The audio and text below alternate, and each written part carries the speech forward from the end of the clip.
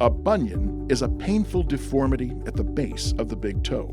Dr. Ben Wherli, a podiatric surgery specialist in Rancho Mirage, explains how bunions develop and reveals his innovation for bunion surgery, which has better outcomes and quicker recoveries for patients. A bunion is a deformity that most people notice with a bump on the inside of the big toe. It's painful. It can be very difficult to wear shoes.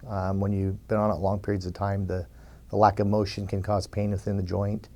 It can be very debilitating and keep people from being able to wear shoes that they like to wear. Bunions is a genetic issue, so you're typically have a biomechanical issue that's been passed on by grandma or grandpa, and it's excessive forefoot pronation, which causes the internal structures of the toe to make it go into that deformed position.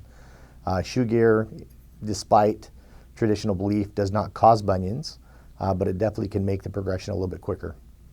There's nothing conservative that we can do to stop the progression of bunions. It is a progressive deformity.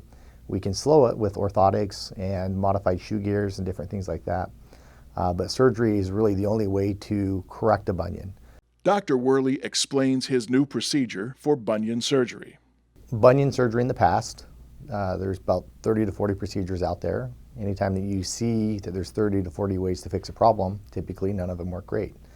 And we looked at the reason why, and the traditional bunion procedures undercorrect the problem. There's different planes in the deformity. One is called the frontal plane, which is the rotation of the bunion, and that's been undercorrected by traditional bunion procedures.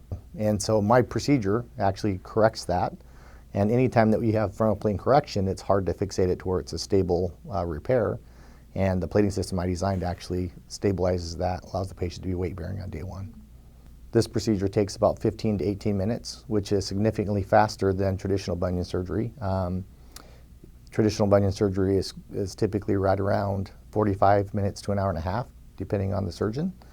This is done under a live x-ray, under minimally invasive conditions, so very small incisions. And we're able to get the correction with the jig that we made under live x-ray. So much quicker, less dissection, less traumatic swelling and pain after surgery, and they do recover significantly quicker as well. Dr. Wherli gives a patient's story. I have a patient who's 38 years old who came to me, had previous bunion surgery. Within 3 months of the previous surgery, had recurrence. She was very distraught because the surgery had a long recovery with it. She had a lot of pain, and then the deformity still persisted.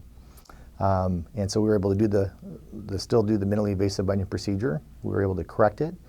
She was back in regular shoes in 6 weeks. I'm extremely happy at the outcome, and was actually back to her normal life in half the time with the MIB procedure as she was with the previous procedure.